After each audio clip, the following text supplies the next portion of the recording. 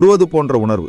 நாம் பார்க்கும் பேய்கள் பெரும்பாலும் நமது குடும்ப உறுப்பினராகவோ அல்லது சில சமயம் வரலாற்றில் இடம் பிடித்தவராகவோ தான் இருக்கும். அவர்கள் நம் கண்களுக்கு தெரிவார்கள். சில நேரங்களில் சத்தம் மட்டும் கேட்கும், சில நேரங்களில் நம்மிடம் பேசுவார்கள். சிலர் தொடு உணர்ச்சியின் மூலம் அவர்கள் இருப்பதை உணர்த்துவார்கள், சிலர் நறுமணத்தை உருவாக்குவார்கள். இப்படி அவர்கள் தங்களை வெவ்வேறு வழிகளில் வெளிப்படுத்திக் கொள்வார்கள்.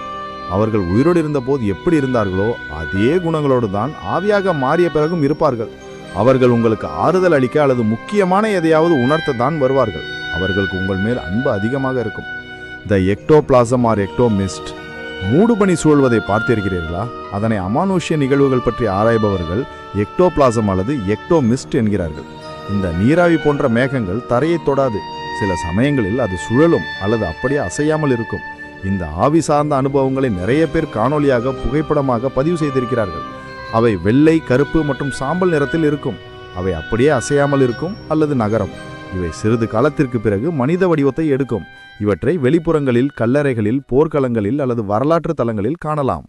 த போல்டர்கைஸ்ட். இந்த சொல்லுக்கு அர்த்தம் கூச்சல் போடும் பேய்கள். இவை ஒரு பொருளை அசைக்கும், தட்டிவிடும், கூச்சல் போடும் மற்றும் சுற்றுப்புறச் சூழலில் மாற்றத்தை ஏற்படுத்தும். இவை அரிதாகவே நடக்கும். அது மட்டுமில்லாமல் இவை திகிலூட்டுபவை. கதவை படபடவென தட்டுவது, கதவை அரைந்து சாத்துவது, குழல் விளக்கு தானாகவே அணைவது மற்றும் எரிவது, திடீரென்று தீ விபத்து ஏற்படுவது என்று இவையெல்லாம் இதனால்தான். இந்த நிகழ்வுகள் சில நேரங்களில் மெதுவாக ஆரம்பித்து தீவிரமாக மாறும். பல நேரங்களில் அவை ஆபத்தற்ற, சீக்கிரமாக நடந்து முடியும் செயலாக இருக்கும். ஆனால் சிலது ஆபத்தானவை. சிலர் இதை மனிதன்தான் அவனை அறியாமலேயே செய்கிறான் என்கிறார்கள். இவற்றை பற்றி அறிந்து கொள்ள அமானுஷ நிகழ்வுகளில் ஆர்வமுள்ளவர்கள், அதில் நிபுணத்துவம் பெற்றவர்கள் மற்றும் ஆராய்ச்சியாளர்கள் ஆர்வத்துடன் இருக்கிறார்கள். ஆர்ப்ஸ். இவற்றை பெரும்பாலும் புகைப்படங்களில் மட்டுமே பார்க்க முடியும். இவை முழு தோற்றமடைவதற்கு முன் ஆரம்ப நிலையில் இப்படிதான் இருக்கும். இவை பந்து வடிவத்தில் உள்ள ஒளி ஊடுருவக்கூடிய அல்லது ஒளி கசியும் துருவலாக இருக்கும். கோஸ்ட் அண்ட் கிரேவ்ஸ்டோன்ஸுக்கு செல்பவர்கள் அவர்கள் எடுக்கும் புகைப்படங்களில் அவை பதிவானதை கண்டு வியந்திருக்கிறார்கள். இவை பெரும்பாலும் மனிதரின் அல்லது விலங்கின் ஆன்மாவாக இருக்கும். இவை உருண்டையாக இருப்பதால் ஒரு இடத்தை விட்டும் இன்னொரு இடத்திற்கு சுலபமாக செல்லும். Funnel ghosts. இந்த வகை பேய்கள் குளிர் பிரதேசத்தில் அமைந்துள்ள வீடுகளில் அல்லது வரலாற்று கட்டடங்களில் இருக்கும்.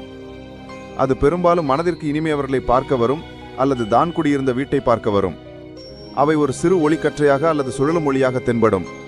இவை புகைப்படங்களிலும் காணொளிகளிலும் பதிவாகி இருக்கும். பேய்க்கு இன்று வரை என்ன வடிவம் என்று யாரும் உறுதிப்படுத்தவில்லை.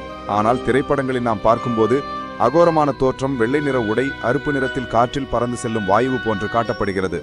ஆனால் பலரும் அது மனித தோற்றத்திலேயே இருக்கும் என்று நம்புகின்றனர். பேய்களுக்கும் மனித